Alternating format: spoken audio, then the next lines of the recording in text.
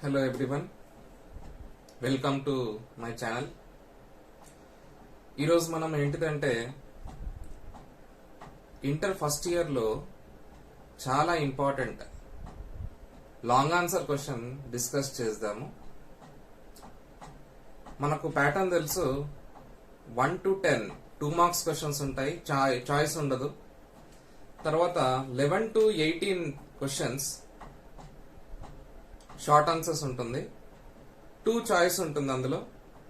తర్వాత 19, 20, 21 long answer questions ఉంటాయి, అందులో 1 చాయిస్ ఉంటుంది. సో మనం ఇప్పుడు 19th క్వశ్చన్ లో వచ్చేటువంటి ఇంపార్టెంట్ లాంగ్ ఆన్సర్ చూద్దాం. Law of conservation of energy in freely falling case. అసలు law of conservation of energy అంటే ఏంటిది? First of all, energy. Energy means capacity to do work. It is a scalar quantity. And then what is conservation of energy? What is the meaning of conservation of energy? We will see. So general statement, energy can neither be created nor be destroyed, but it can be transferred from one form of energy to another form. So ఇలా ఏంటిదంటే మనం daily life లో కూడా చూడొచ్చు. మనం morning breakfast చేస్తాము, దాని తర్వాత ఏదో ఒక వర్క్ చేస్తాము. స్టూడెంట్స్ ఏంటిదంటే వాళ్ళు కాన్సన్ట్రేషన్ తో ఏదైనా సబ్జెక్ట్ ని వినడం, అది కూడా ఏంటిదంటే ఆ ఎనర్జీని ఏమైతుందంటే యూటిలైజ్ చేయడం అవుతుంది. సో మార్నింగ్ తిన్నటువంటి ఫుడ్ రకరకాలుగా ఏమైతుందంటే ట్రాన్స్ఫర్ అవుతుంది. దాని తర్వాత ఏంటిది అంటే మళ్ళీ లంచ్ చేస్తాం. లంచ్ తర్వాత మళ్ళీ మనం సబ్జెక్ట్ పైన ఫోకస్ చేసి కాన్సన్ట్రేషన్ తో వింటాము, వర్క్ చేస్తుంటాం మాన్యువల్ గా. సో దీని అంతటా ఏమైతుందంటే ఎనర్జీ అనేది కన్జర్వ్ అవుతుంది. కన్జర్వ్ అంటే అర్థం ఏంటిదంటే ఉపయోగించడం, యూటిలైజ్ చేయడం. సో ఇలా ఏంటిదంటే మనం ఈ ఫ్రీలీ ఫాలింగ్ కేసులో ఎనర్జీ ఎలా కన్జర్వ్ అవుతుందో చూద్దాం. మనం చాలా ఇంపార్టెంట్ అమ్మా, చూడండి. Statement first important. Long answer question రాసినప్పుడు దీనికి 1 మార్క్ ఉంటుంది. దాని తర్వాత డయాగ్రామ్ ఇంపార్టెంట్.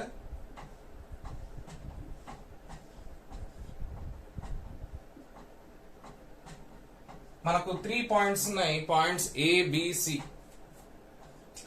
ఫ్రీలీ ఫాలింగ్ అన్నప్పుడల్లా మనకు గుర్తుకొచ్చేది ఏంటిదంటే ఇనీషియల్ వెలాసిటీ 0 ఉంటుంది, acceleration equal to acceleration due to gravity అవుతుంది.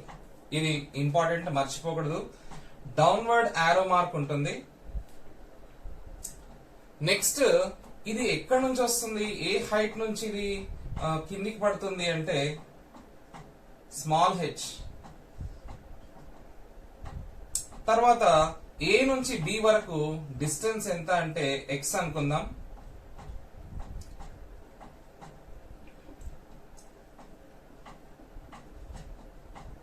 తర్వాత ఇది మొత్తం హెచ్, ఈ పార్ట్ ఎక్స్ అయినప్పుడు పాయింట్ బి అనేది గ్రౌండ్ నుంచి ఎంత డిస్టెన్స్ లో ఉంటుంది, హెచ్ మైనస్ ఎక్స్ డిస్టెన్స్ లో ఉంటుంది. మనము బై మిస్టేక్ ఇక్కడ హెచ్ మైనస్ ఎక్స్ పెట్టి ఇక్కడ ఎక్స్ పెట్టిన ఆన్సర్ వస్తుంది, కానీ ఇలా చేస్తే మనకు సింప్లిఫైడ్ వేలో ఆన్సర్ వస్తుంది అన్నమాట.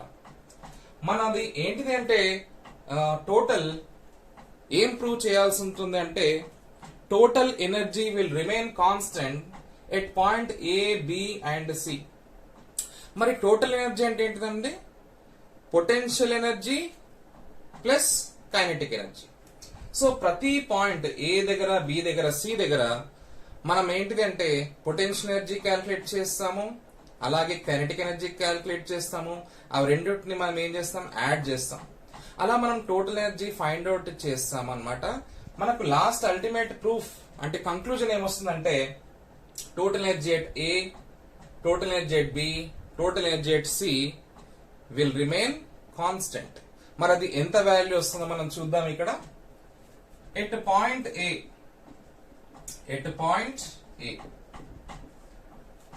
చూడండి అమ్మా, ఫస్ట్ మనం పొటెన్షియల్ ఎనర్జీ తీసుకుందాం.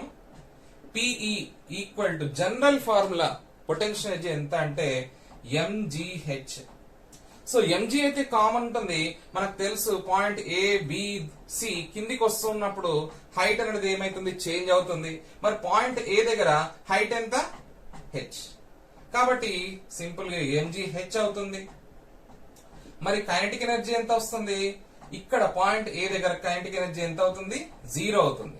ఎందుకు, reason since initial velocity u equal to ఎంత, 0. So total energy equal to ఎంత, potential energy plus kinetic energy equal to mgh plus 0.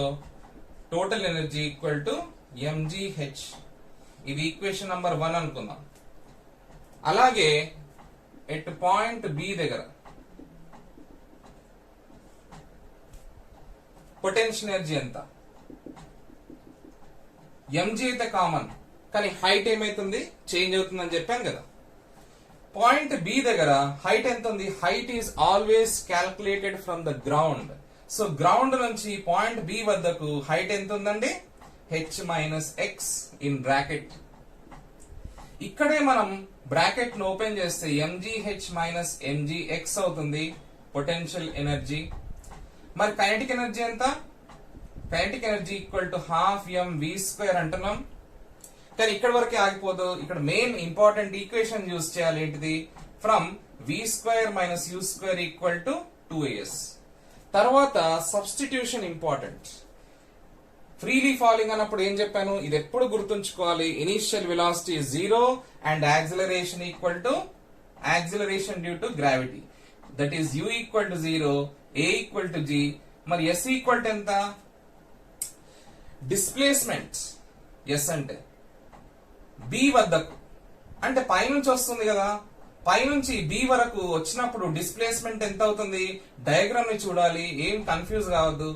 s equal to ఎంత అవుతుంది, x అవుతుంది, బాడీ పైనుంచి వస్తుంది కాబట్టి. సో ఇది సబ్స్టిట్యూట్ చేయాలి, v² ఈక్వల్ టు 2gx అవుతుంది.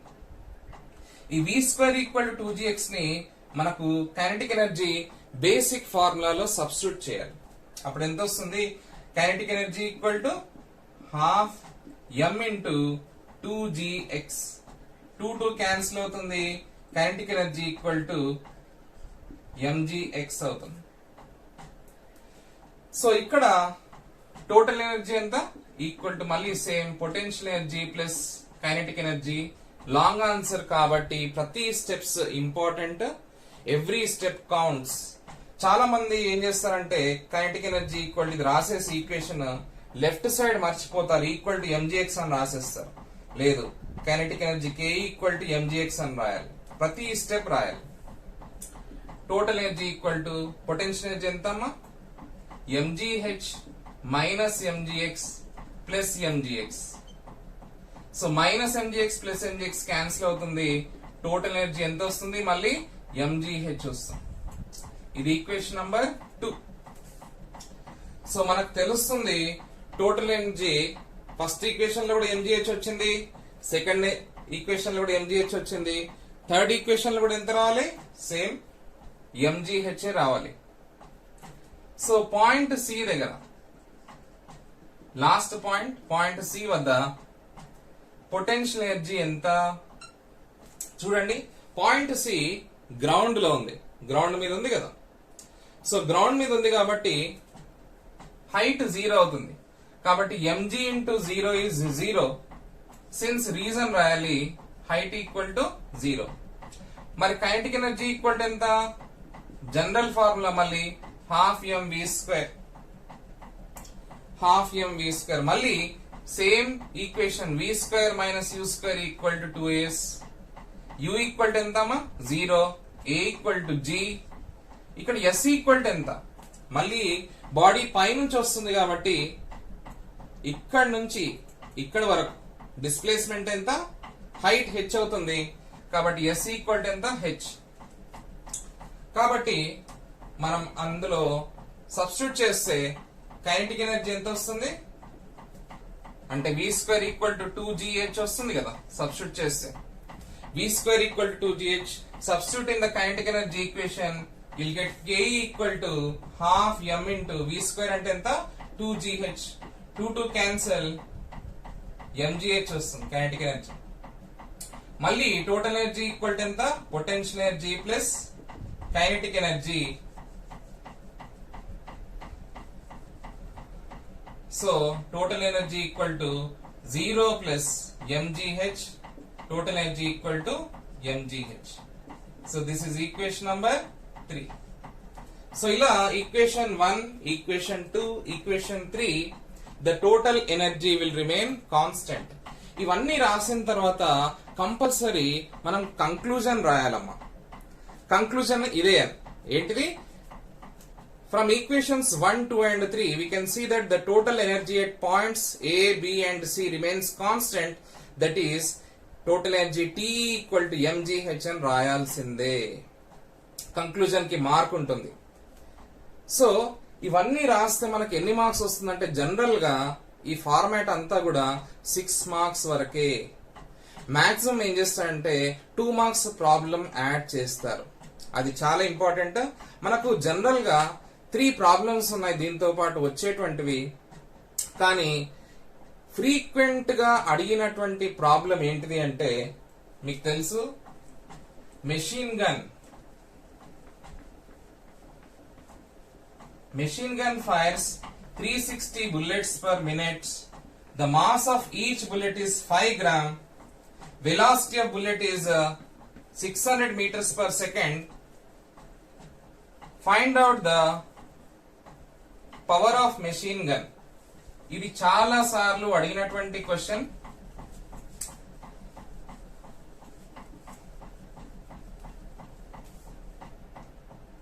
సో మనం ఆ ప్రాబ్లం చూద్దాం ఇప్పుడు. మెషిన్ గన్ ఫైర్స్ ఎన్ని బుల్లెట్స్ అమ్మా? 360 bullets per minute. అంటే ఫస్ట్ మనం డేటా రాద్దాము. నంబర్ ఆఫ్ బుల్లెట్స్ ఎంత అంటే 360 పర్ మినిట్ అన్నాడు. అంటే టైం ఇచ్చాడు 1 minute అని. 1 minute ని కన్వర్ట్ చేసుకోవాలి సెకండ్స్ లోకి. 60 seconds. మాస్ ఆఫ్ బుల్లెట్ ఎంత ఇచ్చాడు? 5 గ్రామ్. ఇది కూడా కన్వర్ట్ చేసుకోవాలి కేజీస్ లోకి. 5 into 10⁻³ kg.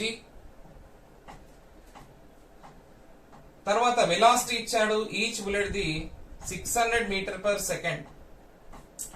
అడిగింది ఏంటిది? పవర్. మనకు తెలుసు power is defined as rate of doing work. Compulsory rate of అన్నప్పుడు డినామినేటర్ లో టైం ఫ్యాక్టర్ వస్తుంది. పవర్ ఈక్వల్ టు ఎంత? Work by time. ఇక్కడ వర్క్ ఏ ఫార్మ్ ఆఫ్ ఎనర్జీలో ఉంది? మనకు తెలుసు ఏ ఫామ్ లో ఉంది? కైనెటిక్ ఎనర్జీ ఫామ్ లో ఉంది. This work done is in the form of kinetic energy. And kinetic energy formula ఎంత? ½ mv². సో ఇక్కడ n బుల్లెట్స్ ఉన్నాయి కాబట్టి n into ½ mv²/t. ఇందులో సబ్స్టిట్యూట్ చేస్తే మనకు ఆన్సర్ వచ్చేస్తుంది. ప్రాబ్లం ఎప్పుడైనా కూడా చాలా ఈజీ అమ్మా. దానికి స్టెప్స్ ఉంటాయి. ఫస్ట్ స్టెప్ ఎప్పుడు కూడా గివెన్ డేటా రాసుకోవాలి. Second step conversion of units if required. General గా సిజిఎస్ యూనిట్స్ లో ఇస్తారు, మనం ఎస్ఐ యూనిట్స్ లోకి దాన్ని చేంజ్ చేసుకోవాలి. Third step formula, fourth step calculation and fifth step result with units. So ఈ స్టెప్స్ మనం ఫాలో అయితే ఏ ప్రాబ్లం అన్నా ఈజీగా చేసుకోవచ్చు. So let us see the substitution. n ఎంత? 360 ½ మాస్ ఎంతమ్మా? 5 into 10⁻³ v² అన్నప్పుడు ఇక్కడ 600 హోల్ స్క్వేర్ చేసి దాన్ని ఫైండ్ అవుట్ చేసే అవసరం లేదు. 600 into 600 రాస్తే సరిపోతుంది. డివైడెడ్ బై టైం ఎంత? 60 seconds. సో ఇది మనం సాల్వ్ చేయాలి. 66 times, 2 3 times. So 3 5s are 15. 15 into 6 into 6. తర్వాత 10⁻³ ఇవన్నీ కూడా సింప్లిఫై చేస్తే మనకు పవర్ ఎంత వస్తుంది? 5400 వాట్స్ వస్తుంది. సో ఇక్కడ వరకు రాస్తే సరిపోతుంది. కిలో వాట్స్ లో కూడా రాయొచ్చు కావాలంటే, కానీ మిస్టేక్ రాయద్దు. అదొకటి. ఇక్కడ వరకు రాస్తే వితౌట్ మిస్టేక్ ఇక్కడ వరకు రాస్తే సరిపోతుంది. You'll get full 8 marks. మనం కావాలనుకుంటే కిలో వాట్స్ లో కూడా రాయొచ్చు, కానీ ఎప్పుడు కూడా మిస్టేక్ చేయొద్దు. 5.4 kilowatt. So this is a perfect and important answer of 19th question that can be asked in the intermediate first year physics exam. Thank you. We can meet once again with a different long answer questions which are very important, short answers later on. Okay? Thank you.